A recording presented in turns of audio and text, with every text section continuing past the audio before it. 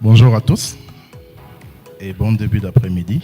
Je suis très heureux d'être avec vous au niveau de Mbujimayi, où le projet Transform, un projet qui non seulement est innovateur.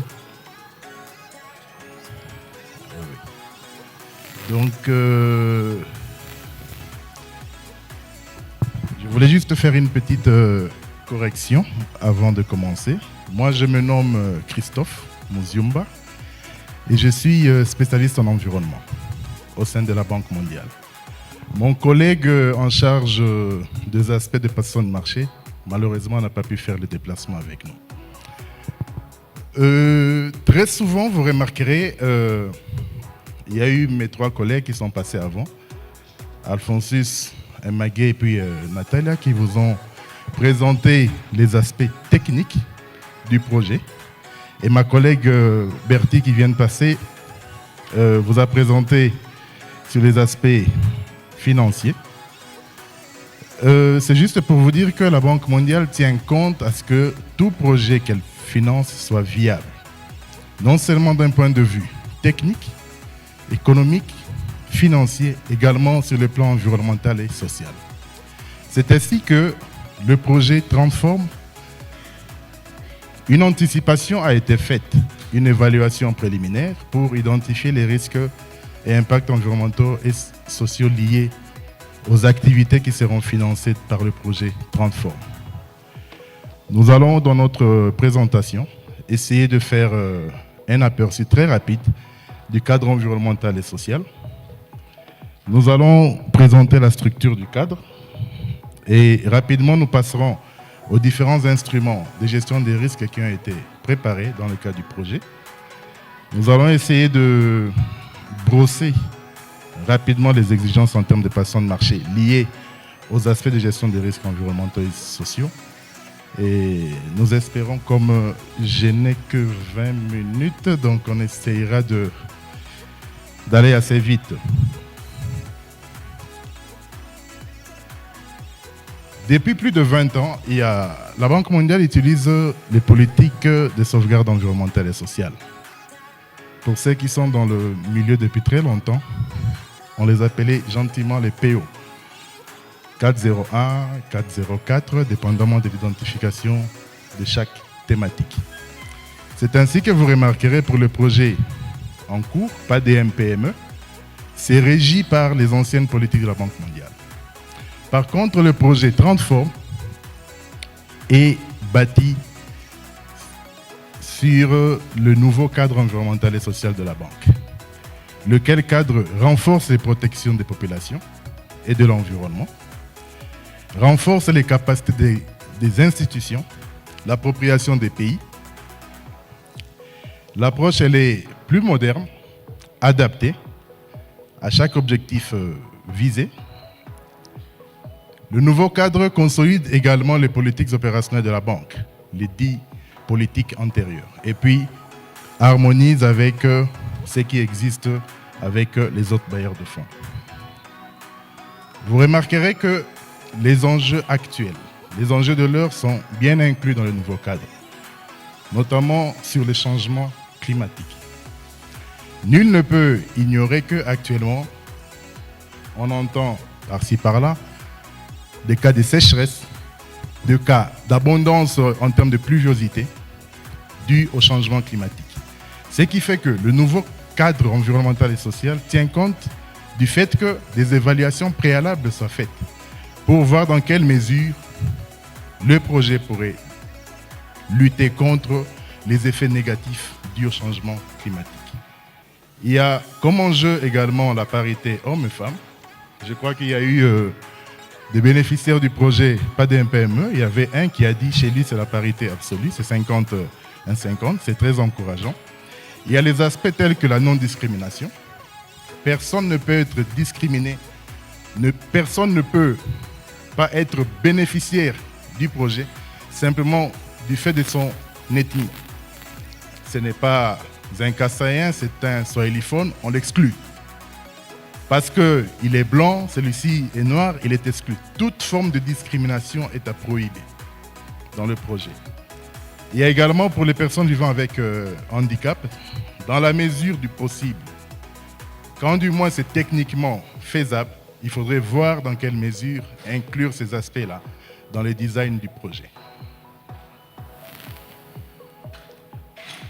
Nous avons cet aperçu du nouveau cadre, où vous remarquerez à gauche tout ce qu'il y a comme panoplie d'instruments. Il y a la politique environnementale de la banque, les directives pratiquement qui nous guident lors de la préparation et de la mise en œuvre du projet. D'autre part, on a les responsabilités de l'emprunteur, du client, avec les 10 normes environnementales et sociales qui existent. Les directives environnementales et sociales qui sont pratiquement, qui ressortent des bonnes pratiques internationales, dépendamment des thématiques, et également les notes d'orientation pour essayer de spécifier en détail ce qui serait important pour chacune des normes. Le rôle du gouvernement congolais est d'assurer la mise en œuvre des mesures énoncées dans le PES, Plan d'engagement environnemental et social. On le verra plus loin. D'assurer le suivi de la performance du projet. Toutes les activités du projet doivent être suivies par le gouvernement via l'unité de coordination de projet. S'assurer, en cas de besoin, de la révision du plan d'engagement environnemental et social. Nous allons essayer d'aller un peu en transversal pour essayer de gagner du temps. Et le rôle de la Banque mondiale, c'est de faire le suivi. Au travers de ces missions de mise en œuvre des projets, s'assurer que tout ce qui a été préalablement identifié dans le plan d'engagement environnemental et social, qui constitue une annexe de l'accord de financement, est concrètement suivi dans la mise en œuvre du projet. Et également, au besoin, s'assurer que si ce plan doit être révisé ou pas. Vous remarquerez dans le cycle du projet qui est présenté au devant de vous, vous remarquerez de la phase 1, identification, on est présentement à la phase 5 de la mise en œuvre du projet. Je vous ai parlé des 10 normes. Il y a notamment celles relatives à l'évaluation de risques et impacts environnementaux et sociaux, ce qui oblige une évaluation préalable de toute activité devant bénéficier du financement du projet. Cette évaluation donne une catégorisation des projets, des activités du projet dépendamment des risques. Il y a la norme 2, qui est celle relative à l'emploi et puis aux conditions de travail. On s'assure à ce que tout ce qui est comme exigence en termes de loi sont bien incluses dans les projets. Également, on n'a pas tout ce qu'il y a comme travail enforcé est prohibé. Le travail des enfants, c'est prohibé également. Tout ce qu'il y a comme cas de discrimination ne peut pas être acceptable dans les projets financés par la Banque mondiale. Il y a la norme 3 sur l'utilisation rationnelle des ressources et prévention et gestion de la pollution. S'assure de l'utilisation rationnelle des ressources. Elles peuvent être énergétiques, elles peuvent être des ressources en eau. Il ne faudrait pas que le projet puisse faire une pression sur les ressources naturelles qui existent dans le milieu. Et puis gérer correctement les pollutions inhérentes aux activités du projet. C'est-à-dire que s'assurer qu'on a eu à écouter un des bénéficiaires qui a bien dit qu'il y a des produits chimiques dans l'opérationnalisation de ces activités. Tout cela doit être bien géré pour que ça n'ait pas d'impact négatif au niveau de l'environnement. Il y a la norme 4, celle relative à la santé et à la sécurité des populations, notamment pour les activités se déroulant dans des milieux où les communautés peuvent être affectées. Il faudrait prendre des mesures adéquates pour que cela ne soit pas fait. Et dans cette norme 4, il y a également un aspect relatif au risque d'exploitation et abus sexuels et harcèlement sexuel. Ces aspects-là, peut-être que mon collègue Chamar pourra y revenir si le temps le permet. C'est pour s'assurer que ce genre de choses ne puissent pas arriver dans les projets financés par la banque. La norme 5, elle n'est pas applicable dans le cadre de Transform, simplement parce qu'il n'y a pas d'acquisition de terres. C'est-à-dire, pour les besoins du projet, il faudrait acquérir une terre pour y construire un centre de PME. À moins qu'il y ait changement de dernière minute, il n'y a que des travaux de réhabilitation de l'existant. Pour la norme ici sur la préservation de la biodiversité, on s'assure à ce que les activités du projet n'aient pas des impacts négatifs sur la biodiversité. Il ne faudrait pas, par exemple, qu'un bénéficiaire du projet dise que moi, je prévois de faire mes activités près d'une aire protégée.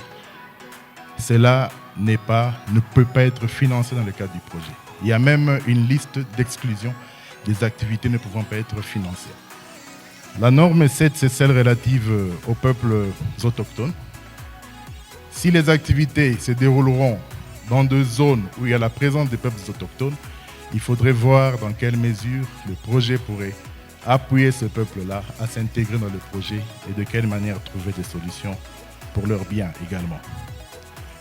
S'agissant de la norme 8 sur le patrimoine culturel, je crois que pour ces projets également, cette norme n'est pas applicable, simplement du fait qu'il n'y a pas de travaux, il n'y a pas de nouvelles constructions prévues dans le cadre du projet Transform.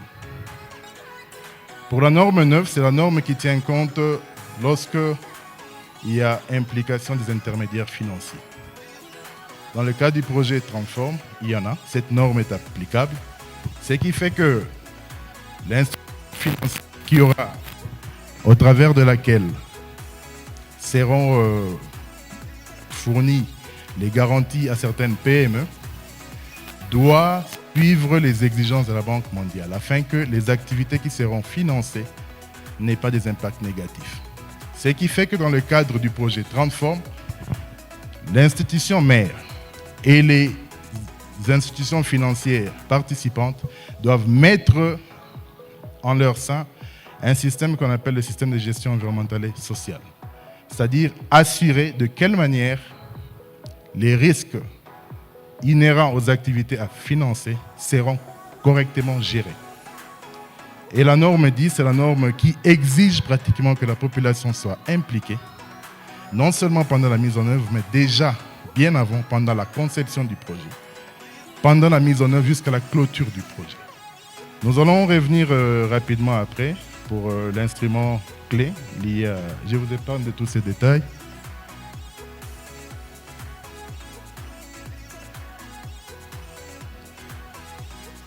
Lors de la présentation de la norme 1, nous avions parlé de la catégorisation du projet.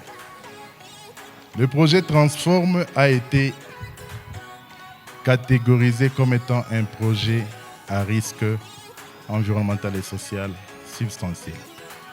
La catégorisation actuellement avec le nouveau cadre se fait sous 4 paliers. Les projets présentant des risques très importants sont catégorisés comme étant des projets à risque élevé. Les moins importants en termes de risques sont présentés comme étant des projets à risque substantiel. Et d'autres, ainsi de suite, sont présentés comme étant des projets à risque modéré. Et ceux qui ne présentent presque pas des risques d'un point de vue environnemental et social sont classés dans la catégorie des projets à risque faible. Vous remarquerez que pour ceux qui connaissent le PAD PME, le PAD PME est un projet qui utilisait la catégorisation des anciennes politiques de la banque. Celle qui est présentée à votre gauche. Il y avait la catégorie A, B, C et puis intermédiaire financier. Le PAD PME, si je ne me trompe pas, c'était un projet de la catégorie B, mais le projet Transform est dans la catégorie substantielle. Pourquoi ?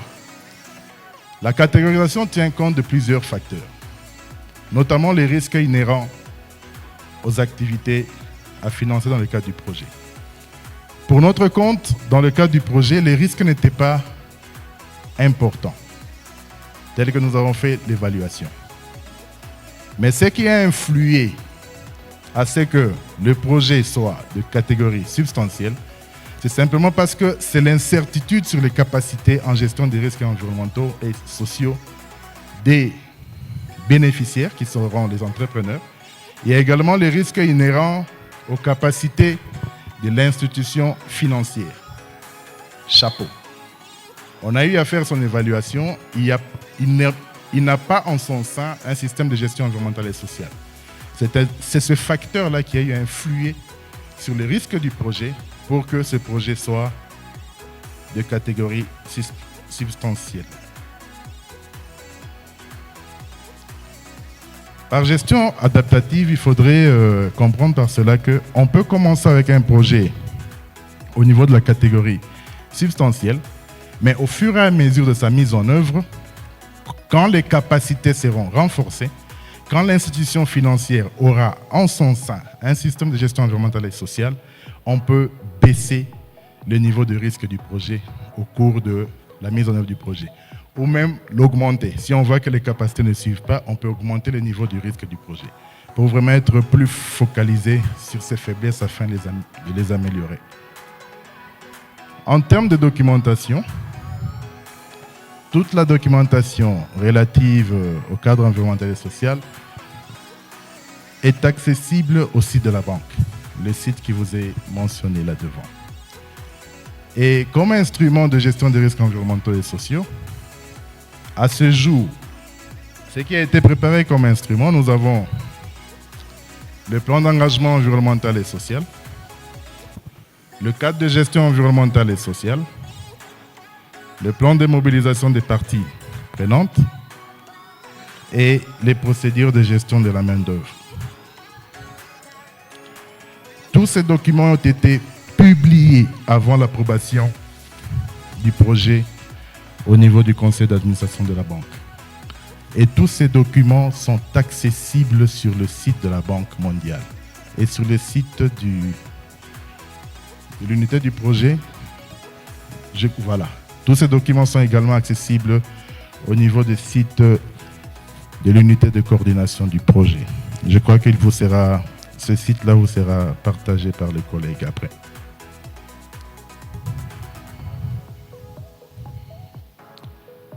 Nous avons parlé du plan de mobilisation. Nous allons revenir très rapidement sur certains documents importants. Le PMPP qui a été préparé a permis, tel que j'avais dit, ces documents a été préparé du fait de la norme 10 qui a été jugée applicable dans le cadre du projet. Et ce document présente tout ce qui a été fait en termes de mobilisation, quelle stratégie a été mise en œuvre, quelles sont les parties prenantes qui ont été consultées ou qui seront consultées pendant la mise en œuvre du projet et quelle est la stratégie qui sera mise en place. Et dans le cadre de la mobilisation des parties prenantes, il y a une exigence d'avoir au sein du projet un mécanisme de gestion de plainte. Vous savez, dans la mise en œuvre du projet, il faudrait que les différentes parties prenantes, il faudrait que toute personne se sentant lésée par le projet ait la possibilité de se plaindre. Et sa plainte doit être traitée dans un temps relativement court et il faudrait que des mesures appropriées soient prises.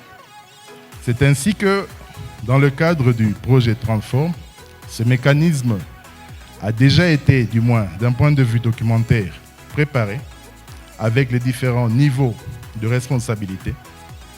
Et ce mécanisme donne même la possibilité pour la personne qui n'a pas eu à trouver satisfaction dans les réponses de l'unité de coordination du projet à recourir à la justice.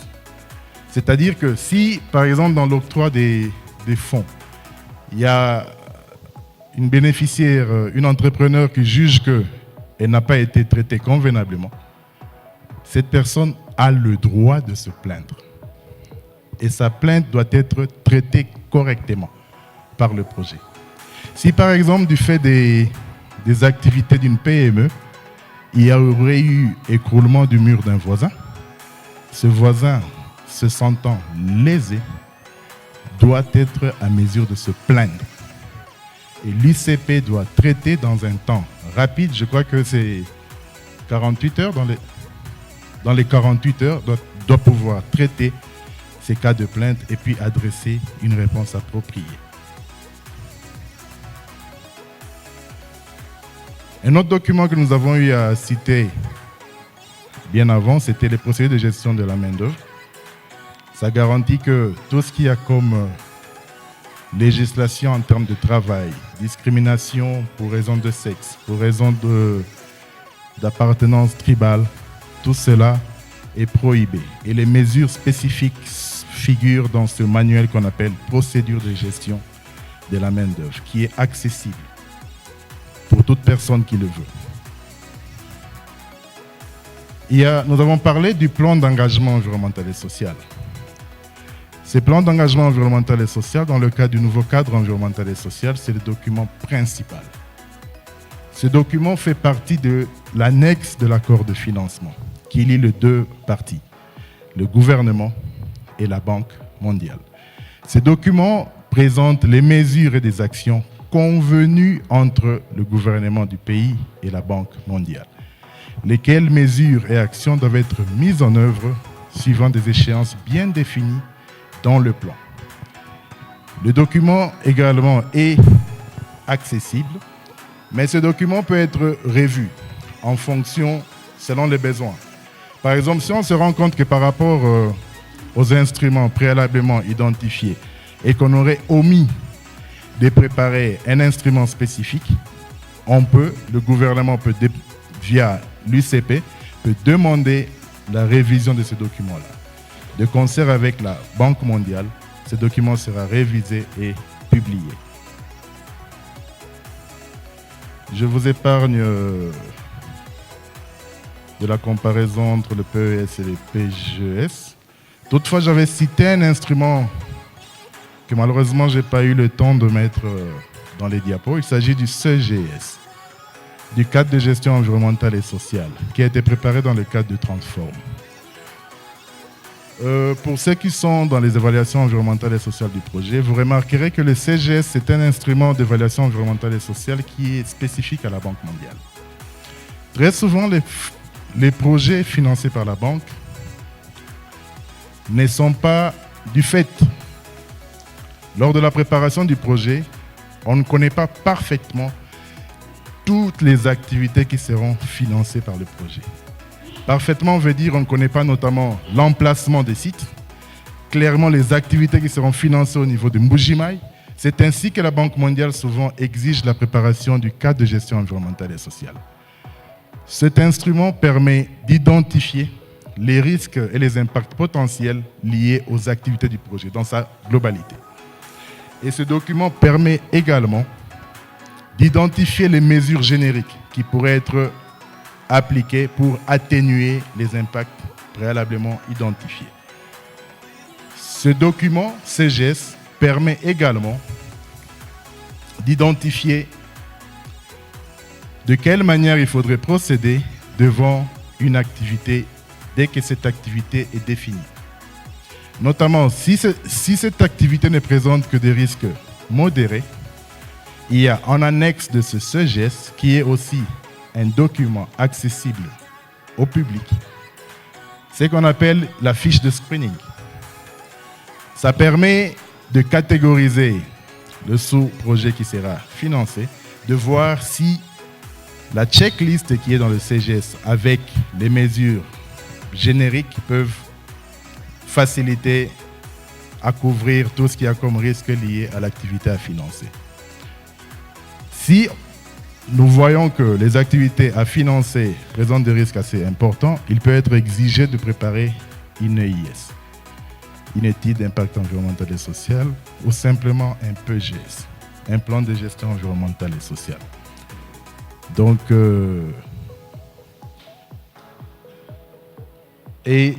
pour terminer, je crois que je suis dans les délais. Merci beaucoup.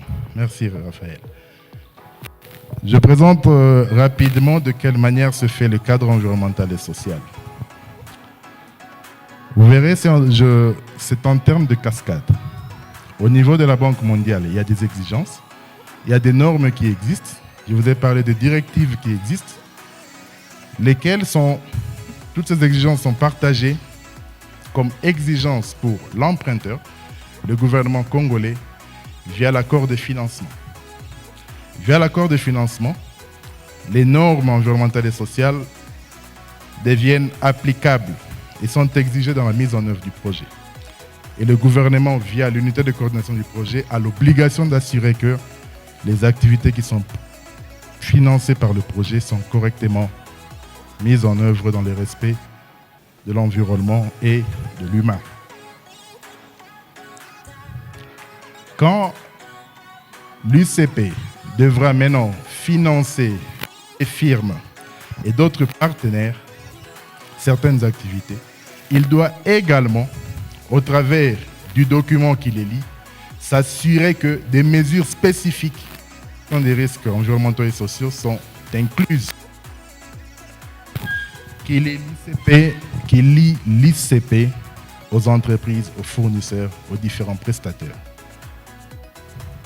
De la même manière, si les prestataires jugent qu'il devra faire certaines activités via des sous-traitants, ce dernier doit également, dans le contrat qui vous lie, vous devez vous assurer que les exigences soient réellement incluses et suivies.